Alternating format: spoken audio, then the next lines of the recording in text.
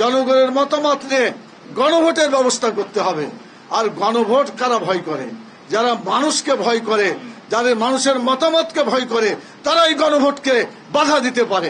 আমাদের মাওলানা মতিউর রহমান নিজামী রাহিমাহুল্লাহ, যিনি বাংলাদেশ জামাত ইসলামী তখন আমির ছিলেন, তিনি মনে হলো একেবারে পাহাড়ের মতো স্থির থেকে অবিচল ভাবে তিনি বক্তব্য দিয়ে যাচ্ছেন। নিজের ছেলেকে জবাই করা কত কঠিন, তারপরেও তিনি সেটা হাসি মুখে নিয়ে ছেলেকে জবাই করার জন্য উদ্যত হয়েছিল। আসলে তিনি জবাই করেছিলেন, কিন্তু জবাইটা হয় নাই, বাস্তবায়িত হয় নাই। এটা আল্লাহ তাআলার ইচ্ছার কারণে। তো এরপরে তিনি যখন এটাকে দিলেন, শহীদ করে দিলেন, তো এই ঘটনার মধ্যখানে যে ঘটনাটা হাদিসে পাওয়া যায়, শয়তান এই ইসমাইল আলাইহিস সালামের মায়ের কাছে গিয়ে বলছে, তোমার ছেলেকে কোথায় নিয়ে যাচ্ছে জানো? তো বলছে, কেন? পিতা তার সন্তানকে নিয়ে যেতেই পারে যেদিকে হোক। বলে, না, তাকে কুরবানি করার জন্য, তাকে মেরে ফেলার জন্য নিয়ে যায়। সেটাই এই বাংলাদেশ সহ সারা দুনিয়ায় প্রতিষ্ঠিত হবে ইনশাআল্লাহ। সম্মানিত ভাই এবং বোনেরা, কথা লম্বা করতে চাই না, জোহর নামাজের প্রায় সময় চলে যাচ্ছে। আমি যে কথা বলে আমার কথাকে সংক্ষিপ্ত করতে চাই, সেটি হল রাসূল সাল্লাল্লাহু আলাইহি সাল্লামের একটা হাদিস, আফজালুল জিহাদে কালিমাতু হাক্কিন ইনদা সুলতানিন জাহিরিন।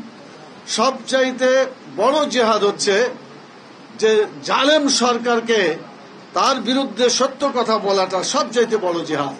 এই জিহাদ শুরু হয়েছিল একেবারে শুরু থেকেই, আজ পর্যন্ত তার ইতিহাসগুলো বারবার রিপিট হচ্ছে। আমি মনে করি 2006 সালের যে 28শে অক্টোবর, এটাও সেই ইতিহাসেরই একটা পুনরাবৃত্তি। সেদিন যারা এই ঘটনার সাথে সম্পৃক্ত ছিলেন, যদিও সেই স্টেজে থাকার আমার সুযোগ হয়েছিল, কিন্তু ময়দান যেখানে মূল ঘটনা, সেখানে দেখলাম যে অনেকের লাশ চলে আসছে। আমি স্টেজেই ছিলাম। আমাকে একটা জিনিস খুব অভিভূত করলো, বোমা হচ্ছে, গুলি হচ্ছে, বৃষ্টির মতো বিভিন্ন দিক থেকে তাদের আঘাতগুলা চলে আসছে। কিন্তু আমাদের মাওলানা মতিউর রহমান নিজামী রাহিমাহুল্লাহ, যিনি বাংলাদেশ জামাত ইসলামী তখন আমির ছিলেন, তিনি মনে হলো একেবারে পাহাড়ের মতো স্থির থেকে অবিচল ভাবে তিনি বক্তব্য দিয়ে যাচ্ছেন। ইতিহাসের সবচাইতে শ্রেষ্ঠ বক্তৃতা আমি সেদিনকে দেখেছি মাওলানা মতিউর রহমান নিজামী রাহিমাহুল্লাহর মুখ থেকে। আমি দোয়া করি আল্লাহ তাআলা ওই সমস্ত শহীদদেরকে কবুল করুন এবং জান্নাতের মেহমানখানায় তাদেরকে আল্লাহ তাআলা থাকার তৌফিক দান করুন। এবং আমরা যারা এখনো বেঁচে আছি, তাই সেই চেতনাগুলো নিয়ে আবার বাংলাদেশে দিন কায়েমের মাধ্যমে আমরা ইনশাআল্লাহ এগিয়ে যাব। এবং আমাদের জীবন আল্লাহ তাআলা যদি আমাদেরকে কবুল করেন, আমাদের নিয়ত আছে শহীদ হওয়ার জন্য। শহীদ হওয়ার নিয়ত আমাদের সকলেই করা উচিত। এই জন্য যদি আল্লাহ শহীদ হিসেবে কবুল করেন আলহামদুলিল্লাহ, শহীদ হিসেবে যদি কবুল নাও হয়, নিয়তের কারণে আমরা সকলেই শাহাদাতের মর্যাদা লাভ করতে পারবো। এজন্য আল্লাহর কাছে দোয়া করি, আল্লাহ তাআলা তুমি আমাদের সবাইকে শাহাদাতের মর্যাদা দান করুন। সম্মানিত ভাই এবং বোনেরা, আরেকটি কথা বলতে চাই। 2006 সালে 28 অক্টোবর যে ঘটনা ঘটছে, আর 2024-এর 5ই আগস্টে যে ঘটনা ঘটলো, আমি বিশ্বাস করি অতীতের এই সমস্ত রক্তদানগুলা, তাদের সেই ত্যাগ এবং কুরবানির বিনিময়ে লক্ষ লক্ষ ছাত্র জনতা, পুরুষ মহিলা, শিক্ষক, শ্রমিক, তারা জীবন দিয়ে যে 5ই আগস্টের যে বিপ্লব সাধিত করলো, আমি বিশ্বাস করি ওই অতীতের রক্তের মর্যাদার বিনিময়ে, সম্মানের বিনিময়ে এবং আল্লাহ তাআলা তাদের ত্যাগের কারণে এই 2024 সালের 5ই আগস্টের যে পরিবর্তন, আল্লাহ তাআলা সেটা পরিবর্তন করার তৌফিক দান করেছেন, যার ফলে জালেম পালাতে বাধ্য হয়েছে। ইনশাআল্লাহ আগামী দিনে এরকম জুলুম যদি কেউ করতে চায়, তাহলে তাদেরকে একই পরিণত বরণ করতে হবে। অনেকে এখনই বিভিন্ন ধরনের আস্ফালন করছে, জামাত ইসলামীকে নিষিদ্ধ করতে হবে, অমুককে এটা করতে হবে, ইত্যাদি ইত্যাদি বিভিন্ন ধরনের কথাবার্তা বলছে। আমরা বলতে চাই, জামাত ইসলামী, বাংলাদেশ জামাত ইসলামী এবং ইসলামী ছাত্র শিবির ভয়ভীতির কোন সংগঠন এটা নয়, বরং জামাত ইসলামী, ইসলামী ছাত্র শিবির যারা বলে ভয় কি জিনিস তাদের মধ্যে নাই এবং থাকবে না ইনশাআল্লাহ। আমরা আগামী দিনে এই দেশে কোরআন এবং সুন্নাহ অনুযায়ী যাতে গড়ে তুলতে পারে সেই আন্দোলন আমাদের করতে হবে। আগামীতে যে নির্বাচন আছে, প্রধান উপদেষ্টাকে বলতে চাই, আমাদের যে 5 দফা দাবি, প্রপোর্শনাল মানে আরপিও এবং পরবর্তী তার আগে যেটা ছিল পিআর, প্রপোর্শনালিটি যেটা রিপ্রেজেন্টেশন, এই পিআর যেটা হয়েছে এটা দুটা কারণে খুব দরকার। একটা হলো টাকা পয়সা দিয়ে যে ধরনের ইলেকশন করা হয় এবং মারামারি করে ইলেকশন হয়, যদি প্রপোর্শনেট রিপ্রেজেন্টেশন এই পিআর যদি চালু হয় তাহলে এই ধরনের কোনো টাকা পয়সা এবং গুন্ডামি সেসব ইলেকশনে করার কোনো সুযোগ থাকবে না। ইলেকশন সুন্দরভাবে পরিচালিত হবে বলে আমরা বিশ্বাস করি। সেই জন্য বাংলাদেশের ইলেকশন এই ধারার মধ্য দিয়ে, পিআরের মধ্য দিয়ে যাতে প্রতিষ্ঠিত হয়, এটার জন্য আমরা বর্তমান সরকারকে বলেছি, যদি কেউ বিরোধিতা করে তাহলে দরকার হলে জনগণের মতামত নিয়ে গণভোটের ব্যবস্থা করতে হবে। আর গণভোট কারা ভয় করে?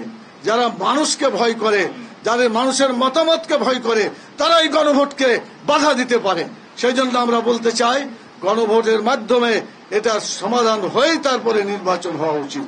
সম্মানিত ভাই এবং বোনেরা, আমি সেই কথা বলে বাকি যে আরো 4টা দাবি আর উল্লেখ করতে চাই না। ইতিমধ্যে আপনারা জেনেছেন, লেভেল প্লেইং ফিল্ড সহ যারা অন্যায় অত্যাচার নির্যাতন করেছে তার বিচার এবং সংস্কার, এবং যারা ওই সময় ফ্যাসিস্ট সরকারকে মানে বেঁচে থাকতে দীর্ঘায়িত করতে যারা সাহায্য করেছিল, বিশেষ করে জাতীয় পার্টি এবং 14 দল, এরা যদি না থাকতো, এরা যদি তাদেরকে সহযোগিতা না করতো, তাহলে এত বোধহয় ধ্বংসাত্মক কার্যক্রম ফ্যাসিস্ট সরকার করার সাহস হতো না এবং তারা সে সুযোগ পেত না।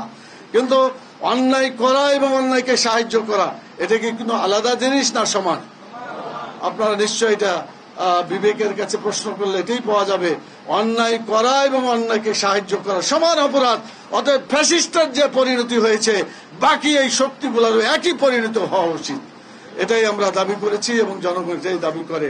সম্মানিত ভাই এবং বোনেরা, আমি আপনাদেরকে শেষ কথা বলি এভাবে যে আসুন, দুনিয়ার জীবনটা খুবই ছোট জীবন, সংক্ষিপ্ত জীবন। আমাদের জীবন আখেরাতটা হচ্ছে প্রকৃত জীবন। বাংলাদেশ জামাত ইসলামী একটি সংগঠন যারা শুধু দুনিয়ার চিন্তা করে না, কোটি কোটি বছরে আরামে থাকার জন্য আখেরাতের জীবন নিয়ে যারা চিন্তা করে। সেজন্য আসুন আমরা দুনিয়ার জীবনকে সুন্দর করব, আখেরাতে বসবাস করার জন্য, আরামের জন্য। রব্বানা আতিনা ফিদ দুনিয়া হাসানা ওয়া ফিল আখিরাতি হাসানা। আল্লাহ তাআলা দুনিয়ার কল্যাণ দাও এবং আখিরাতের কল্যাণ দাও এবং জাহান্নামের আগুন থেকে তুমি আমাদেরকে বাঁচাও।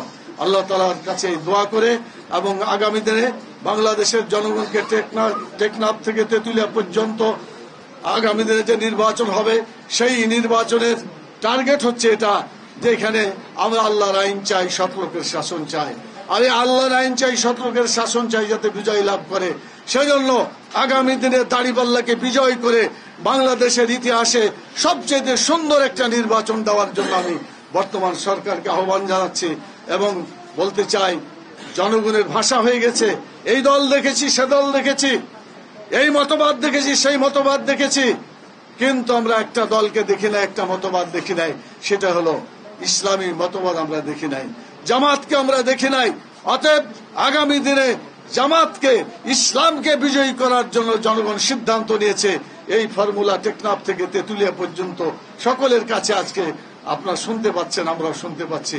আল্লাহ তাআলা জনগণের এই চেতনাকে কার্যকরী করে আগামী দিনে জামাত ইসলামীর এই নির্বাচনী বিজয় তরুণী যাতে পার হতে পারে, ডাকসু, জাকসু, চাকসু এবং রাকসুর মতো আল্লাহ তাআলা যেন ল্যান্ডস্লাইড ভিক্টরি, একজন বলল যে ভূমিধস নয়, পাহাড় ধসের মতো বিজয় হয়ে গেছে।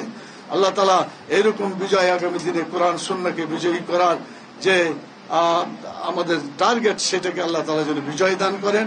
আপনাদের সবাইকে সেভাবে কাজ করার আহ্বান জানিয়ে এবং আল্লাহর কাছে দোয়া করার জন্য আহ্বান জানিয়ে আমি আমার কথা এখানে শেষ করছি। আল্লাহ তাআলা শেষ পর্যন্ত যাতে আমাদেরকে দুনিয়া এবং আখিরাতের কল্যাণের মাধ্যমে দুনিয়া থেকে বিদায় হওয়ার তৌফিক আল্লাহ তাআলা দান করেন। একথা বলে ঢাকা মহানগরী দক্ষিণকে এরকম সুন্দর একটা আয়োজন করার জন্য ধন্যবাদ জানিয়ে আমি আমার কথা এখানে শেষ করছি। ওমা তৌফিক ইল্লা বিল্লাহ, সুবহানাকা আল্লাহুম্মা ওয়া বিহামদিকা, আশহাদু আল্লা ইলাহা ইল্লা আনতা, আস্তাগফিরুকা ওয়া আতুবু ইলাইকা। আসসালামু আলাইকুম ওয়া রাহমাতুল্লাহি ওয়া বারাকাতুহু।